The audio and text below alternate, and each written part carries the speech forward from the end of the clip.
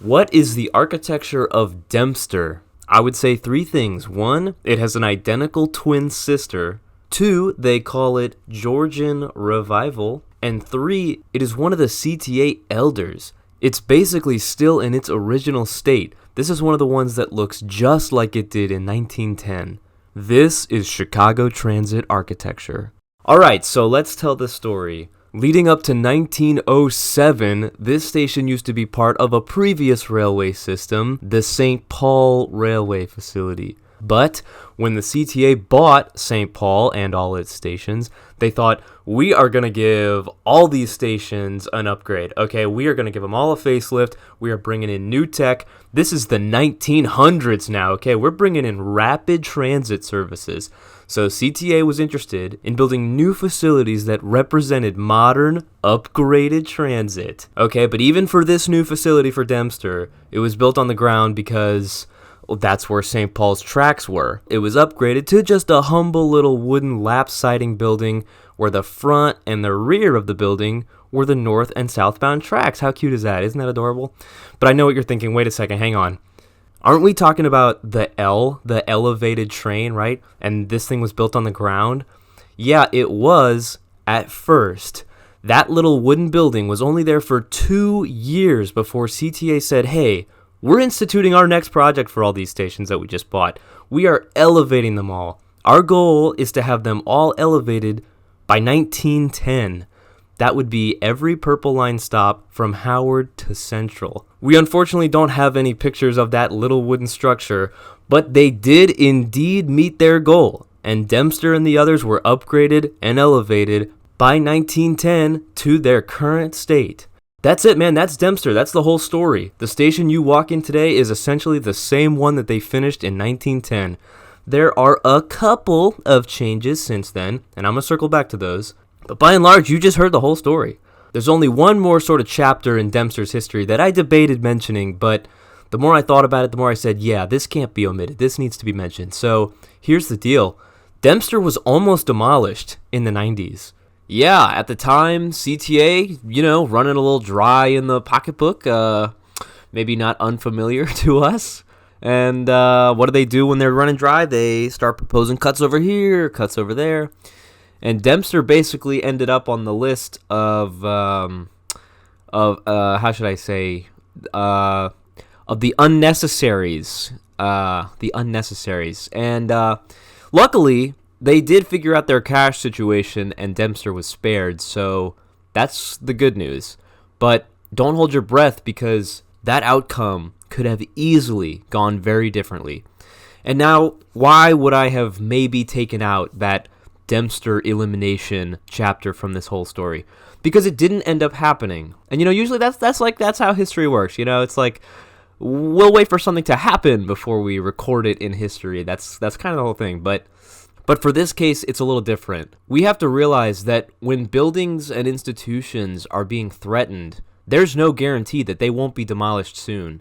So if you treasure a place, don't tolerate its demolition, or be sure to very much appreciate it while it's still here. So now you know the story of DEMPSTER and how we got what we got. So, if we go there today, what sets DEMPSTER apart architecturally? What makes DEMPSTER Station unique? Remember, three things. Twin sister, Georgian Revival, and it's a CTA elder. Alright, so let's talk about those three descriptions.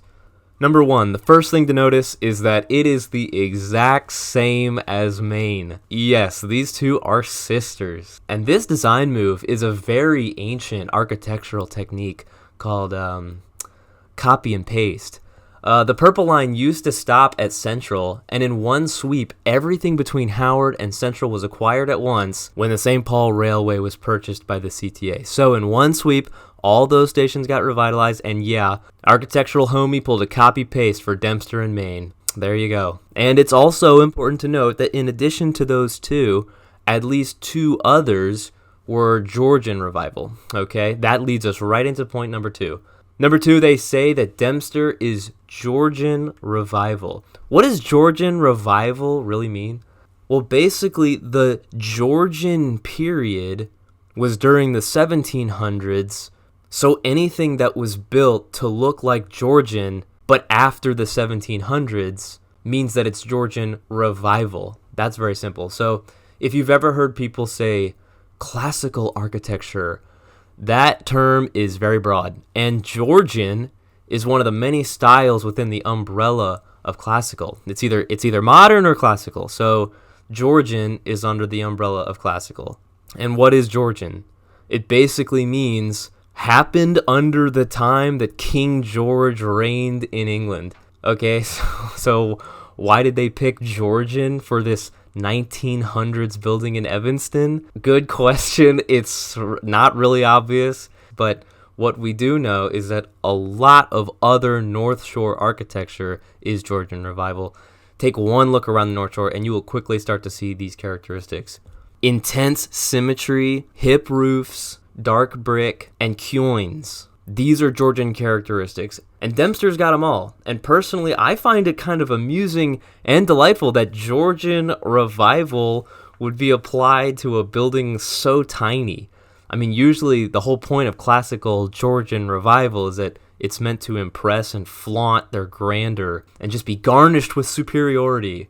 But for our little train station, this small square footage was enough. So form your own opinion there. Number 3, this place is unchanged since 1910. So lucky for us.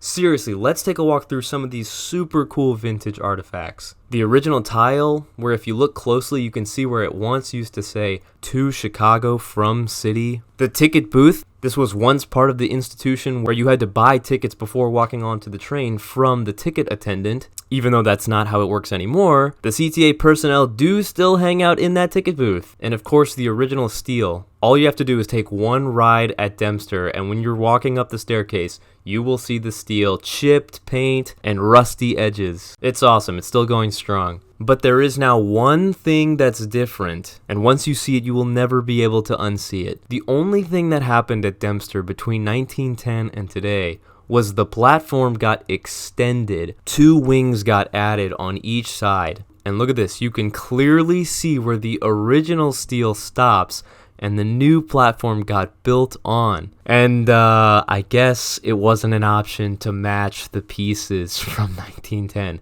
Once you see that, you can't unsee it. So we covered a lot. We said that even though it's unique, it shares its identity with another. We talked about its architectural characteristics, and we really came to appreciate how this place is a time capsule for 1910 Evanston. So that's DEMPSTER. If your station is DEMPSTER and you wait at this train station all the time, you have undoubtedly already noticed some of the things that we pointed out here. But if DEMPSTER kind of slipped under your radar as one of those little non-stations on the Purple Line, I encourage you to take a second look.